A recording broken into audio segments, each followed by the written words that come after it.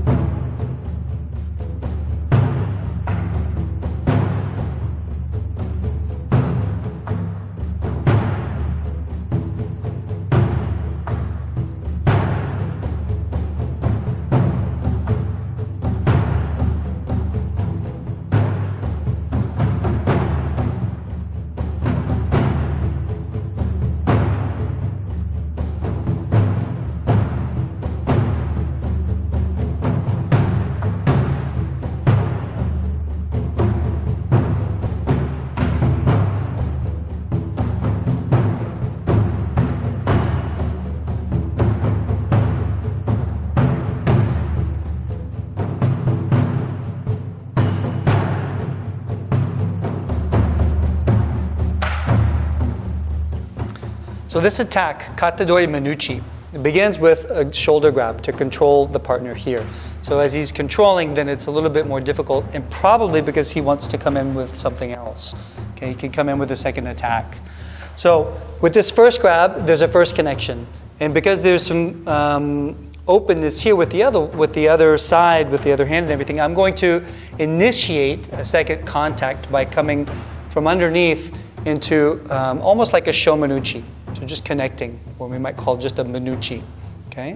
Both hands should be alive, so this covers the base, this covers the contact. This is going to connect not only into the hand, but actually reaching into the center of my partner without pushing against him.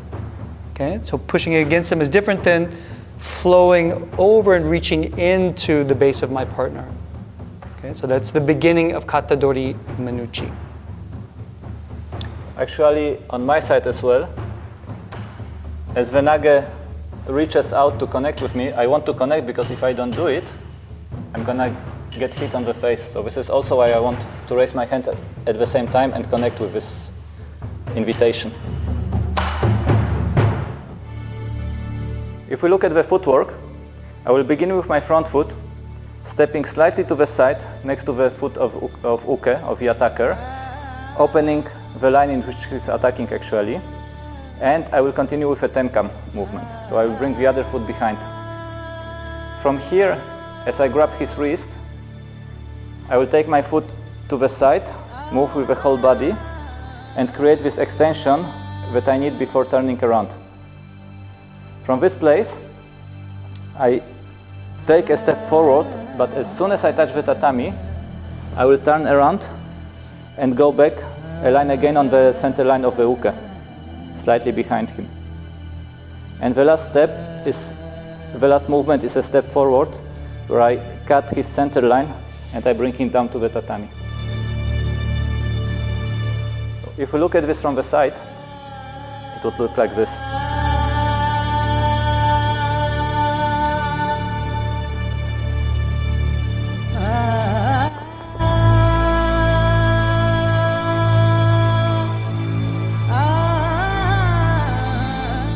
So, as I'm attacked by the uke, he's grabbing my shoulder with a kata-dori, and I will connect here. And from this connection, what I want to do is I want to invite him into the movement in a way that I free up the space where I am now, and he will fall into the space and lose his balance. So I turn my feet, I turn my front foot, I guide him around with my wrist, and I open the space for him. So if you look at this from the other side maybe as well. So I connect, I move to the side, I guide with my wrist, keep the space filled so that it doesn't break and he cannot enter and push me, and I guide him just into the space where I can then continue the technique.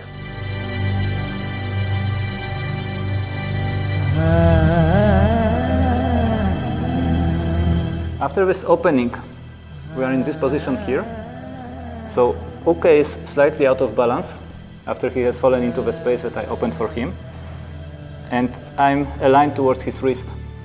So now I need to take the Shihonage grab and turn around to lead him out to the other side. So in order to do it, I will turn my hand up. I will create a kind of hook that will help me as I move with my body to the side and back. It will help me to take his wrist with me and on the way grab the thumb with the other hand.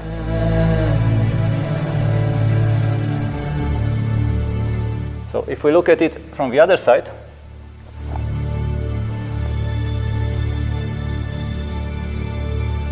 as I come over here, I grab the thumb, and here I want to create an extension of his shoulder, of the uke's shoulder, which will allow me to stay away from his other arm.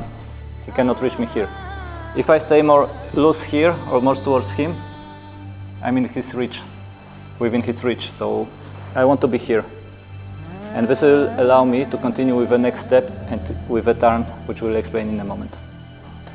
So after we've opened up the arm here, then the next step is to do the turn of the Shihonage. Okay? Still have the thumb and the wrist. Okay? We're going to take a small step through, and as we do, this is going to raise the hand up just in front of the center here, up to the head. Not behind the head, but just to the center. Okay? If we allow this to go behind our center as we turn into place, then he'll become strong and he'll be able to pull me back.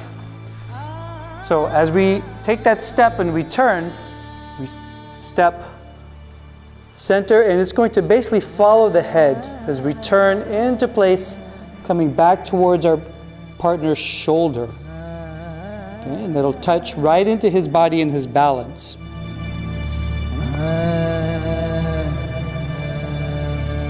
So from here,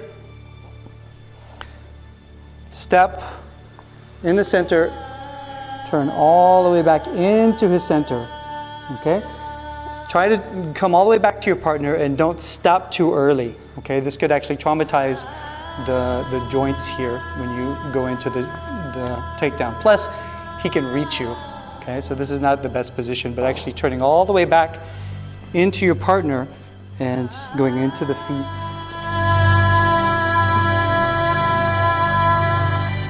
Depending on the size difference between the partners, between the uke and the nage, you might need to adapt your position during the turn in the Shihonage. So as you can see, I'm taller than Durward.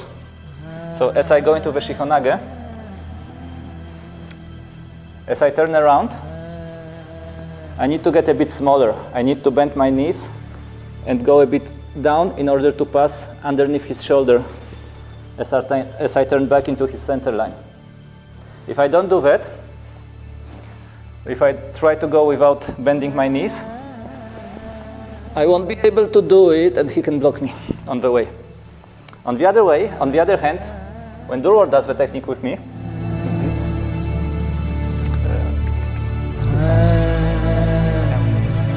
so now if I do the technique with Marcin, I'm a little bit smaller. Then actually if I don't open enough, it gives him some what we call slack in the arm. It gives him a lot of space in the arm to move around. So if I'm here and I get small, then he's got a lot of room to move his arm and manipulate that.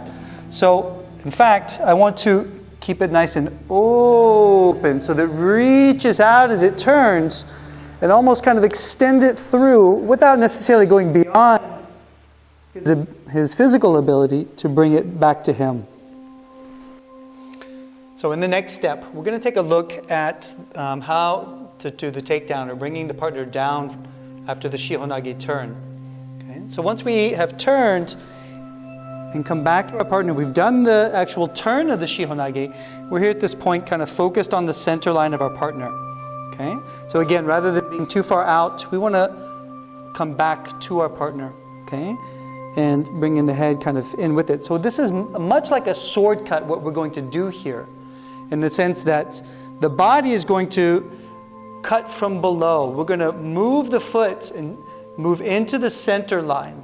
Okay? What I mean by that is that as I move the base, it's going to affect the center and the body of my partner so that he comes down instead of pulling him down. Okay? And at the very end, then I want to stay close, okay, right up against him here at an angle where he can't pull me down. So I want to stay close, bending from the knees, not from the back.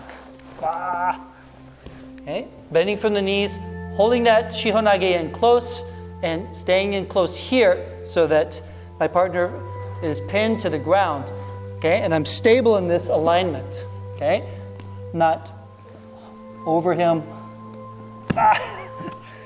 and not too far back here as well. Okay, he can also whoop, knock me over. So right at this angle. Okay. For the uke, as I'm going down in the Shihonage, if we don't do a high fall, if we go gently down on the tatami, I will bend my knee that is closer to the nage. I will go down on my knee and then roll to the hip and roll over my back to the other side, which allows me to do a very gentle fall, just touching gently the tatami without any hard fall.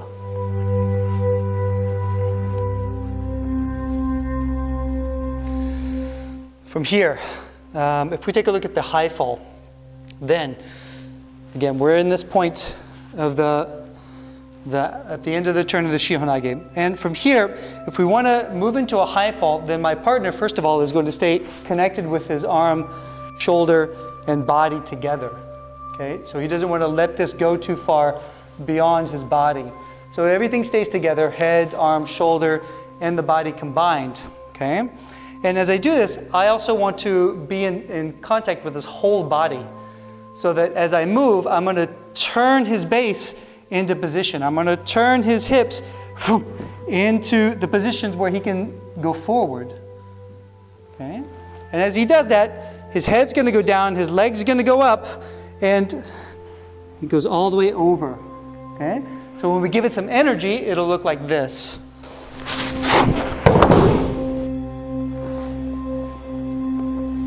And for the uke, as I go around, I want to amortize the fall with the other hand. So I extend the other arm in order to touch the tatami first with the arm and then with my whole side, so that it allows a gentle fall even from this height.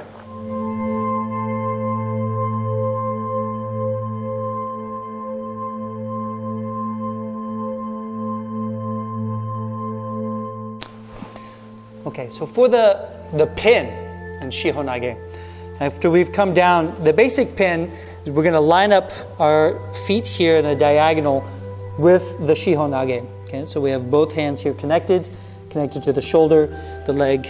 Actually, it helps to have the leg right up close to the partner to brace against him. Okay, and that keeps him here. For him, keeping turned is helpful for him, so that it protects his body. Okay, holding this just nice and close here. It's a little bit difficult for him to come back at me from this point if I'm actually stable here. There. Okay? So just keeping it nice and pinned here.